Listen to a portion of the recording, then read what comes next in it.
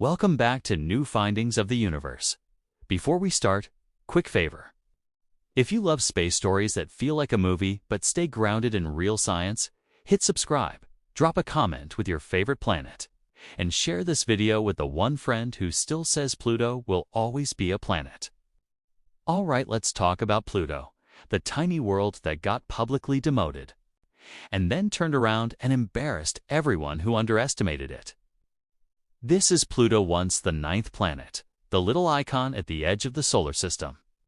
And then in 2006, the rulebook changed. Pluto didn't change. We did. The International Astronomical Union updated the definition of planet, Achaea, and suddenly Pluto failed a new requirement. It hasn't cleared its orbit. Meaning, it shares space with lots of other objects in the Kuiper Belt, the solar system's outer junkyard of icy leftovers. A planet, by that definition, has to dominate its neighborhood like a cosmic vacuum cleaner. Pluto doesn't. It's more like a bright celebrity living in a crowded city. And yet, that demotion accidentally made Pluto even more interesting. Because once scientists stopped treating it like a boring frozen dot, they started asking a better question. What is it really? Is it a dead ball of ice? A fossil from the early solar system? Or something stranger, something still active, still evolving, still mysterious? In the same year Pluto got demoted, NASA launched New Horizons, a probe built specifically to meet Pluto up close for the first time. And that timing feels poetic, while the public was told to forget Pluto. Scientists were committing to an 8-plus-year chase across billions of miles to prove Pluto was worth remembering. What they found in 2015 wasn't a quiet tomb of ice. It was a world with color, texture, weather, glaciers, a layered atmosphere, and terrain that looked alive. Not alive like organisms, but alive like geology. Alive like a planet that refuses to sit still. And that's where our story truly begins. To understand why Pluto's story hit so hard, you've got to see how messy planet has always been. In the 1800s, astronomers were handing out the planet title like it was a participation trophy. Big asteroid planet. New object, planet. It got ridiculous fast, so science tightened the rules. By the 1930s, the working idea was simpler. If it orbits the sun and looks unique in its region, it might count. That's where Clyde Tombaugh enters the story, self-taught, hardworking, scanning the sky for the mythical planet X, something thought to be tugging on Neptune and Uranus. After months of careful observation, he spotted a faint moving light beyond Neptune. And to everyone at the time, it fit the criteria. It orbited the sun, and from what we could tell, it looked like the only notable object out there. Pluto became the ninth planet because it seemed alone. But Pluto wasn't alone. We just didn't have the tools to see its neighbors yet. Over time, we discovered that Pluto sits inside a massive region called the Kuiper Belt, a ring of icy debris beyond Neptune. Pluto is bright, highly reflective, and easy to spot compared to many darker objects. That brightness tricked us.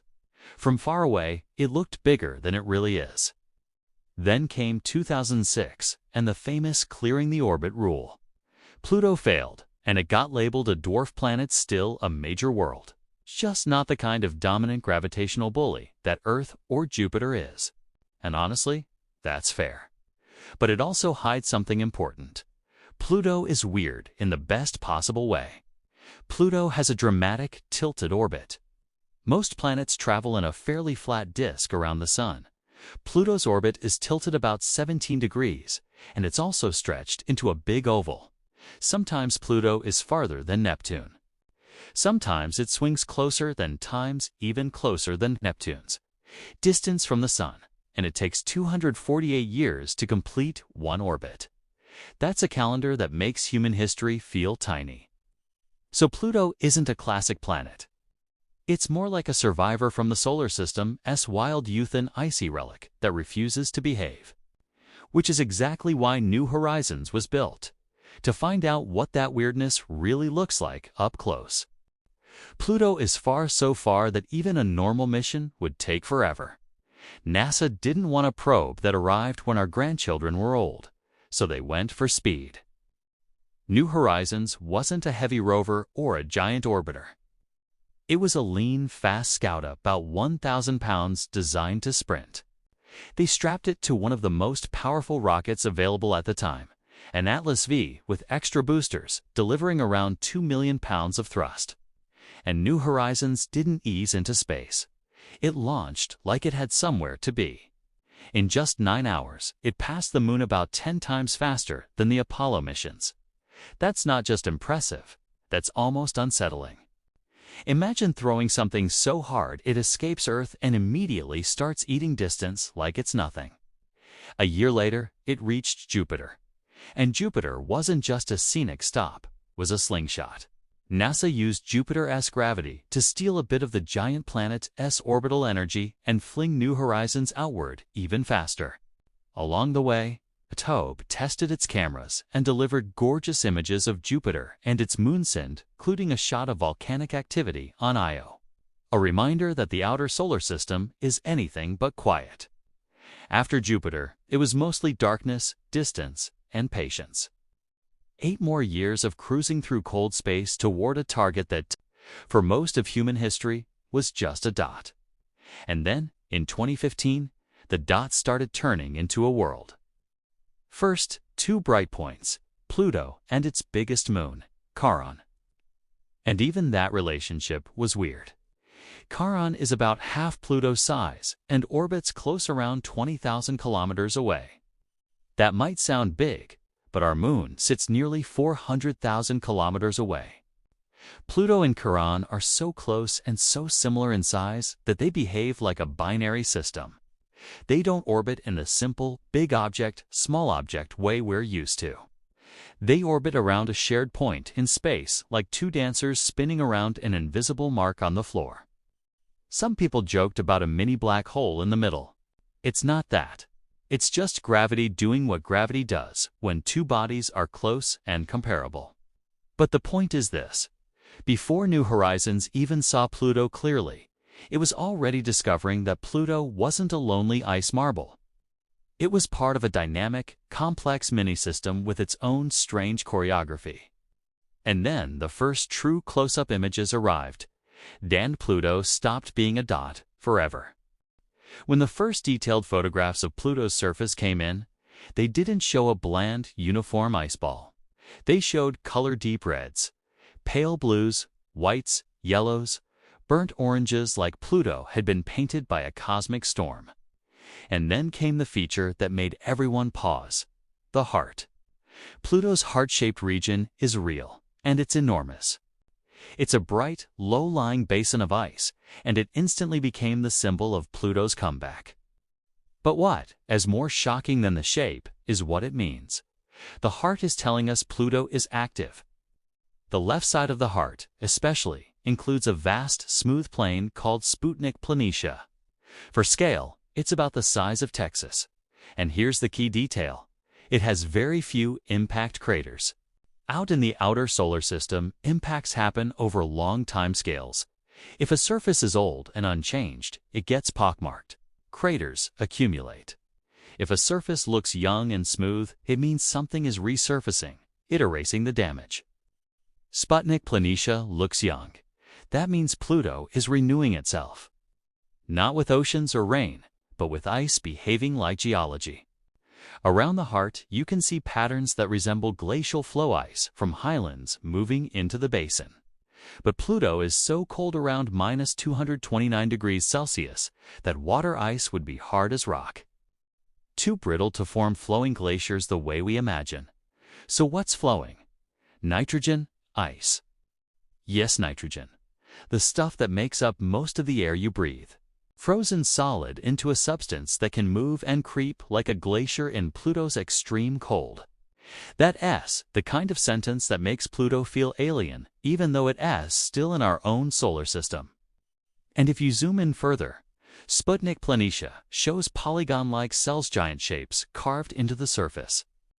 Those are signs of convection, heat rising from below, slowly overturning the ice like thick soup. That implies internal warmth. Internal heat.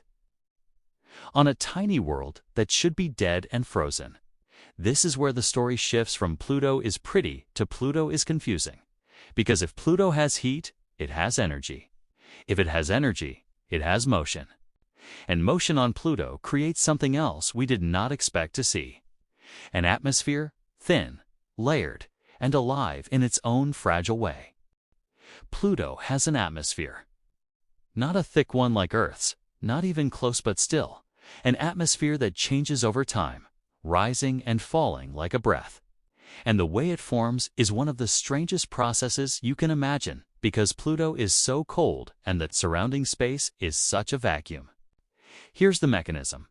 Pluto's surface contains volatile, isoocous, especially nitrogen, plus methane and carbon monoxide. When sunlight reaches these ices, even weak sunlight from so far away, it can provide enough energy for sublimation, a solid turning directly into gas without becoming liquid first. On Earth, you can see sublimation happen with dry ice. On Pluto, it's happening across a whole world. That gas forms a thin atmosphere that can extend surprisingly high because Pluto's gravity is weak. New Horizons revealed the atmosphere isn't just a single haze. It appears in layers, like stacked, delicate fog bands floating above the horizon. It's one of the most hauntingly beautiful sights in the solar system, a distant dwarf world wearing a translucent veil. But Pluto's atmosphere is not constant, because Pluto's orbit is elliptical. Its distance from the Sun changes drastically across its long year. When Pluto swings closer to the Sun, sublimation increases. More ice turns into gas. The atmosphere thickens. When Pluto retreats deeper into the Kuiper Belt, the atmosphere thins and gases can freeze back onto the surface. This seasonal migration of frozen materials surface to sky and back again means Pluto has weather in a way. Not storms like Earth, more like global cycles of deposition and retreat. And that matters because it connects Pluto's color, its surface patterns, and its chemistry into one system. Now, about the colors, especially the reds. Pluto's surface has large areas stained deep, dark red, including a famous region nicknamed Cthulhu Macula, officially a different name in scientific catalogs. That dramatic coloring likely comes from tholins, complex organic compounds formed when sunlight and cosmic radiation hit methane and other gases in the atmosphere. The radiation breaks molecules apart, recombines them into heavier compounds, and those compounds settle onto the surface like a slow, constant snowfall of reddish material. So Pluto isn't just an ice world. It's an ice world with chemistry, a surface that recycles itself, a sky that forms out of frozen air, and a world that somehow keeps enough internal energy to drive all of it. Which raises the next big question. If Pluto has internal heat, what's inside? One of the most jaw-dropping hints that Pluto is still geologically alive is the evidence for cryovolcanism, ice volcanoes. Not lava made of molten rock, but eruptions of icy slush. Mixtures of water, ammonia, methane, and other compounds that behave like volcanic material in extreme cold environments. The standout example is Wright Mons, a massive structure described as an ice volcano, about 5 kilometers tall and roughly 150 kilometers wide. That's not a small bump. That's a dominating feature.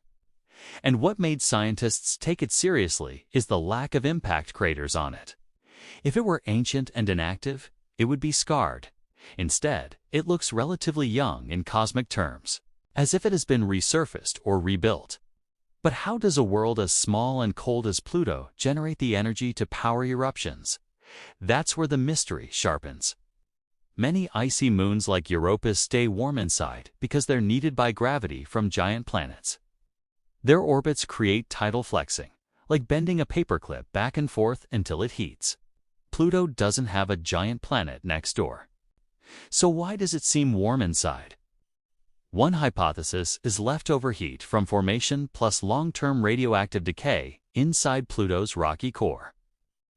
Another is that Pluto's history includes a massive collisionist, especially considering its relationship with Charon. A big impact could have injected heat, rearranged internal layers, and set up conditions for long-lasting internal activity. Pluto and Charon might be the outcome of a violent past that never fully cooled down. And if Pluto has internal heat, it might have something even more surprising: a subsurface ocean. The evidence isn't we saw water, but rather indirect clusterane, density, flow patterns, and the idea that convection and resurfacing require warmth. Liquid water under ice, far beyond Neptune, sounds impossible. Until you remember the solar system is full of hidden oceans in the most unexpected places. If that ocean exists, it changes everything. It means Pluto is not just a frozen relic. It's a layered world with a rocky core, an insulating ice shell, and possibly liquid water trapped below, kept from freezing solid by internal energy and chemistry. It would make Pluto part of a larger category of worlds that could be habitable in a very different sense, because they re-warm on the surface. But because they might have stable liquid environments underground. Pluto went from dead ice ball to active system in one flyby. And the strangest part is, we only had a few days of close data. We caught Pluto in a brief cinematic moment, then New Horizons kept going. Pluto's weirdness isn't just internal, it's also gravitational. The Pluto-Charon duo is one of the most fascinating partnerships in the solar system.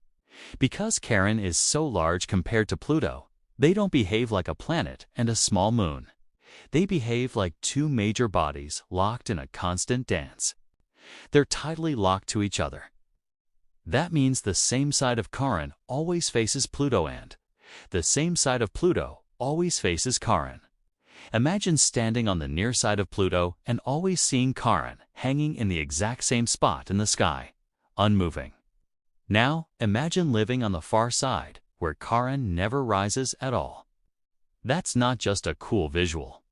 It hints at how deeply their gravity influences each other. They also orbit around a shared point called a barycenter, center of mass, that actually sits in space between them, not inside Pluto. That's rare. It's one reason people sometimes call Pluto-Charon a binary dwarf planet system. Their gravity is shared, balanced, and unusual. Now here's a detail that feels almost like narrative design. Pluto's famous heart region appears on the side that faces away from Charon. Scientists suspect that might not be coincidence. If Pluto and Charon formed through a giant collision, the distribution of mass and heat could be linked to that event. In other words, the heart might be the fingerprint of Pluto's origin story. Even the reddish tholin deposits show up on Charon, especially around the North Pole. One proposed explanation is that material from Pluto's atmosphere escapes, travels through space, and gets captured by Charon's gravity, accumulating as a reddish stain. That would mean Pluto's atmospheric chemistry is not isolated, it's interacting with the entire system. All of this reinforces the bigger point. Pluto is not a single object. It's a system with cycles. Ice turning into gas, gas settling into new surface coatings, glaciers flowing, convection turning the ground over. And a moon so large it changes how Pluto itself behaves. And that brings us to the bittersweet truth. These breathtaking images, the heart, the layered haze. The colors might be the last close-ups we see for a long time. There is no confirmed New Horizons to mission aimed at Pluto right now. NASA's attention has shifted to other targets: Europa, Titan, Venus, Mars, places closer, easier to revisit, and easier to study for longer periods. Pluto got one epic flyby, and that was enough to rewrite the textbooks. But it also left a cliffhanger the size of Texas. Here's what I love about the Pluto story. It's a reminder that the universe doesn't care what we label things. We demoted Pluto, and Pluto responded by revealing glaciers made of frozen nitrogen, fog layers hanging in a thin sky, a heart-shaped basin that looks geologically young, possible cryovolcanoes, and hints of a warm interior that might even hide a subsurface ocean. That's not a forgettable world. That's a world with personality, and we're not done. Because Pluto is only one bright landmark in a much larger region, the Kuiper Belt, a realm of icy objects, dwarf worlds, and relics from the solar system's earliest days. New Horizons didn't stop after Pluto. It kept going, deeper into uncharted space, continuing to search for strange objects that might be even bigger, even weirder, or even more revealing than Pluto itself. Think about that. Humanity launched a small machine, gave it a nuclear-powered heart of its own, and sent it across billions of miles to touch the edge of our solar neighborhood. For most of that journey, New Horizons traveled through darkness, silent, fast, and alone until it arrived at a world we used to argue about in school. And in a few short days, it made Pluto real. That's why space science hits different. It takes patience, courage, and imagination. Then suddenly, it pays off with one picture that changes everything. Pluto didn't just survive its demotion, turned it into a comeback story. If you enjoyed this, do me a favor. Subscribe for more deep dive space stories. Comment which world we should cover next: Europa, Titan, or something in the Kuiper Belt, and share this video with someone who still has Pluto in their heart. And if you want more content like this, check the next video on your screen, because out there, beyond the planets we already know, the solar system is still full of surprises.